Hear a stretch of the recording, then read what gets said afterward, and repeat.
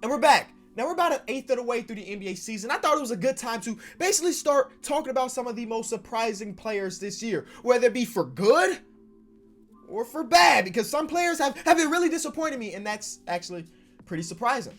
So today's video, I'm going through the most surprising player for every team based on my expectations for that player going into the season. A good example of this is like Pascal Siakam is having an all-star, close to a superstar type season. But for me, that's not surprising because I have been a fan of Spicy P forever, and I knew that he could take that next jump. So I'll try to keep that in mind, or you should try to keep that in mind, that these are my surprising players, not necessarily the surprising players to everybody else. But let's start off with the 76ers. It's Ben Simmons. This is one of the people that is surprising, but in the bad way.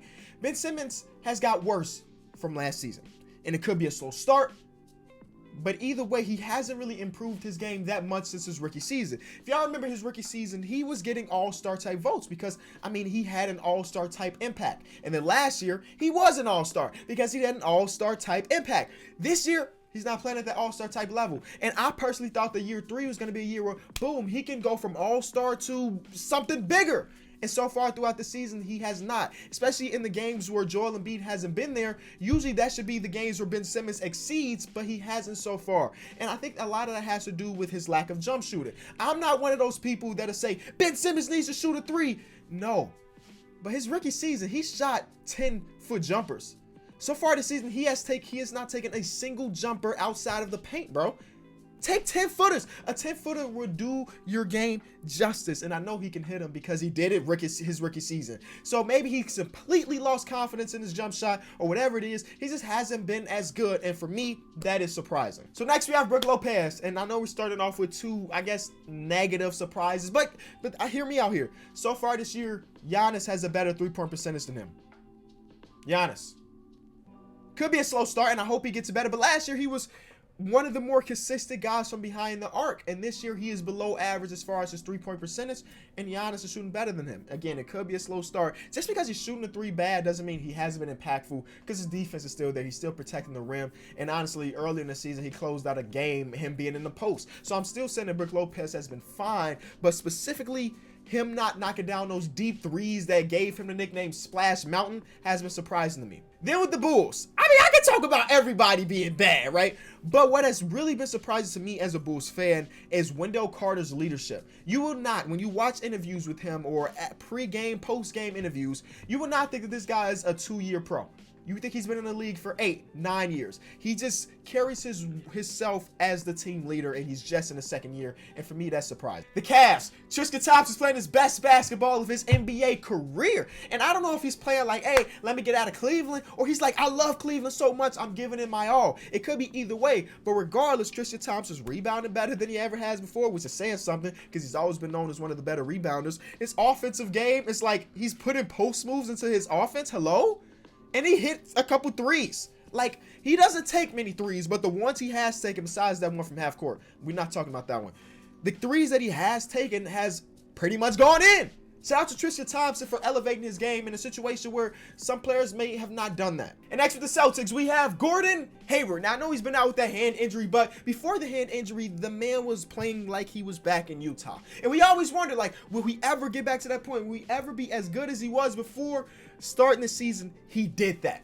And I wish he wasn't out, but we're still showing him his love. The Clippers, it's Paul George. Paul George has played 2 games so far this season. In both of those games, he looks like a superstar. And again, similar to like I said with Gordon Hayward, you never really know when somebody's coming off multiple surgeries.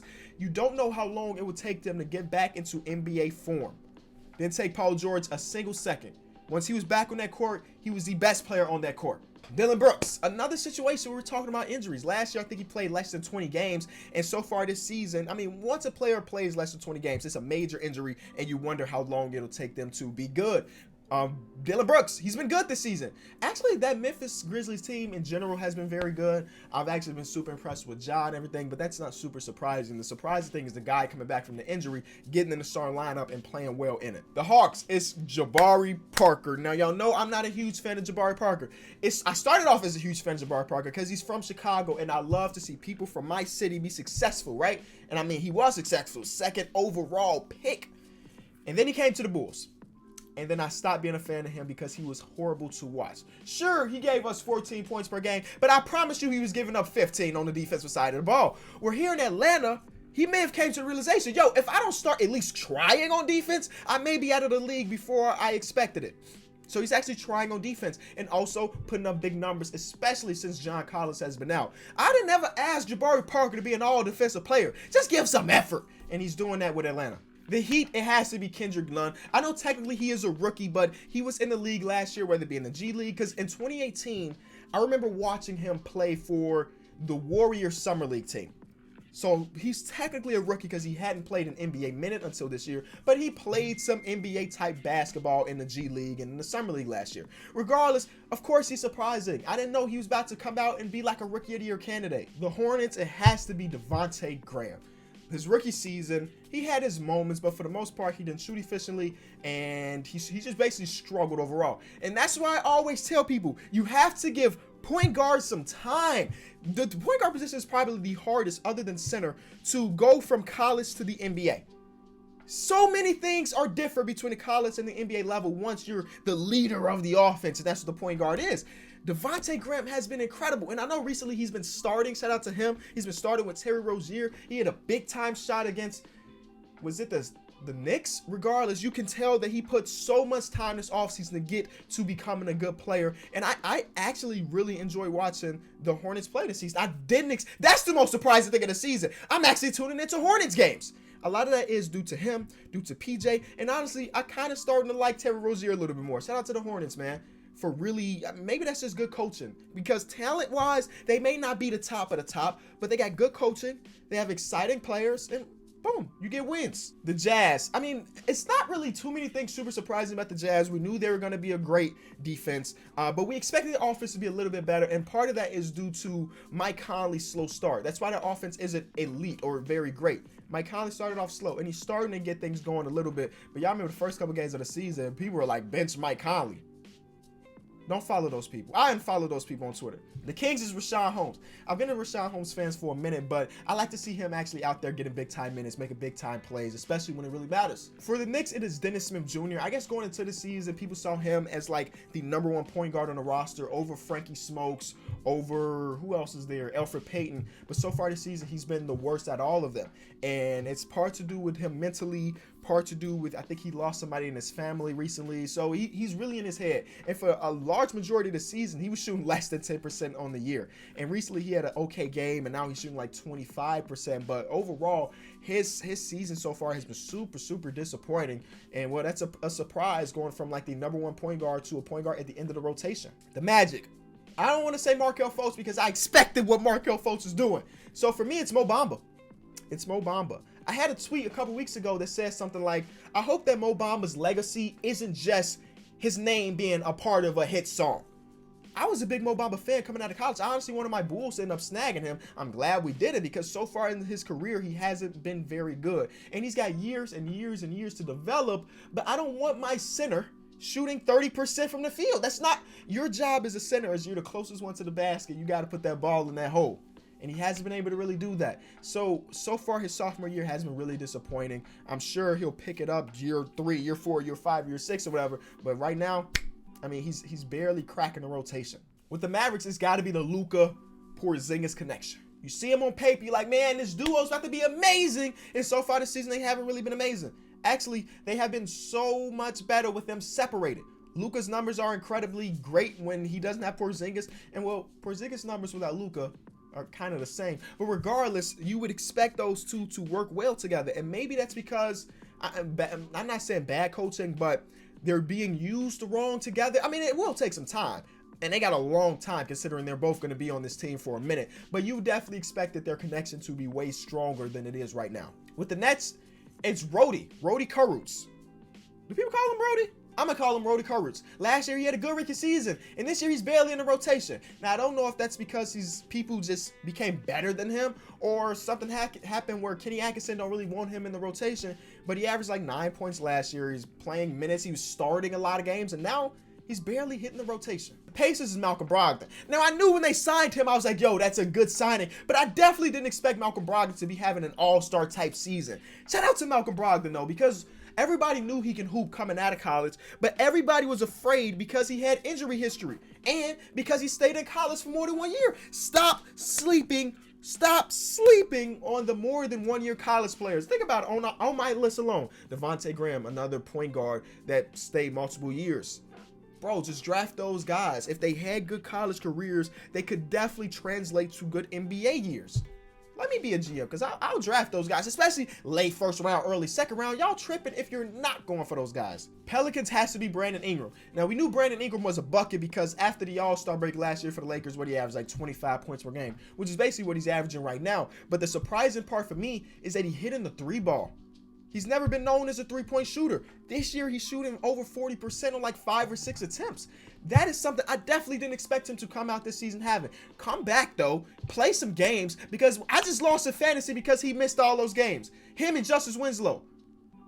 Come on, man. I need both of them dudes on the floor for me to win my fantasy years. The Pistons is Luke Kennard because he's actually getting the shots that you wanted him to get. Coming out of college, we knew he could be a flamethrower, a microwave, a guy that could just hit threes in like large proportions, and now they're running plays for him to get those 3-point shots. The Pistons, on the other hand, we didn't really talk about their success or lack thereof, but Luke Kennard has definitely come out this season and looked like an MIP candidate. Of course, there are guys on this list, that are probably above him, but he definitely should be in the conversation. Raptors has to be Fred VanVleet. As I mentioned earlier, Pascal Siakam, that is not a surprise to me because I knew my guy could be that guy.